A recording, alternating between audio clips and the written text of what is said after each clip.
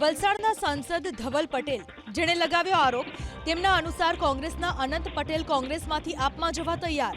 ધવલ પટેલના મતે ચૈતર વસાવા કોંગ્રેસના સભ્યોને આપમાં જોડે છે અને અનંત પટેલ પણ ચૈતર વસાવાને સમર્થન કરે છે, જેથી અનંત પટેલ આપમાં જોડાય તેવી શક્યતા છે. ધવલ પટેલે તો ત્યાં સુધી કહી દીધું કે સરકાર આદિવાસી સમાજ માટે કામ કરે છે અને બીજી બાજુ કોંગ્રેસના અનંત પટેલ અને આપના ચૈતર વસાવા સમાજને ગુમરાહ કરવાનું કામ કરે છે. બંનેની સાંઠગાંઠ કોંગ્રેસને નુકસાન પહોંચાડશે. ચૈતર વસાવા કોંગ્રેસના સભ્યો જોડી રહ્યા છે, બીજી બાજુ બીજા જ દિવસે કોંગ્રેસના વાસદાના ધારાસભ્યો એમની સાથે પ્રોગ્રામ કરે છે. એક બાજુ આમ આદમી પાર્ટીના ધારાસભ્ય કોંગ્રેસના સભ્યો જોડે, પાછા કોંગ્રેસના ધારાસભ્ય એની સાથે પ્રોગ્રામ કરે છે. આ સાઠગાંઠ બતાવે છે.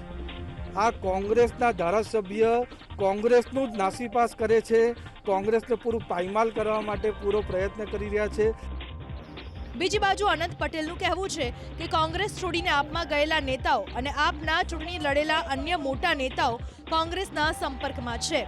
આપના નેતાઓને આગામી દિવસોમાં કોંગ્રેસમાં જોડવામાં આવશે.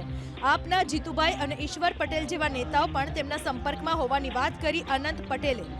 ધવલ પટેલનો અનંત પટેલનો આપ સાથે જોડાવાનો ઇશારો અને અનંત પટેલનો આપના નેતાઓને કોંગ્રેસમાં જોડવાની વાતો, આ બધી ચર્ચાઓએ હાલ તો રાજકારણને પણ ચગડોળે ચડાવી દીધું છે. અત્યારે તો અમે જે મોટા નેતાઓ થોડા સમય પહેલા જ ભાજપમાં જોડાયા હતા, એમાંના મોટા નેતાઓ સાથે અમારી મીટિંગ થઈ ગઈ છે. તેમાંના માજી ધારાસભ્ય અને માજી જિલ્લા પંચાયતના પ્રમુખ એવા મંગળભાઈ ગામિત અમારી સાથે જોડાયા. હવે ટૂંક સમયમાં આદિવાસી બીજા નેતા જે ભાજપમાં ગયા છે ટૂંક સમયમાં અમારી સાથે જોડાશે. જીતુભાઈ અમારી સાથે કામ કરી ચૂકેલા અને અમારી સાથે ધારાસભ્ય હતા, તે પણ કામ અમારી સાથે જોડાવાનું છે. આમ આદમી પાર્ટીના જે પણ ઇલેક્શન લડી ચૂકેલા છે એ નાના મોટા નેતાઓ, વિધાનસભા લડી ચૂકેલા, એ પણ અમારી સાથે જોડાવાના છે.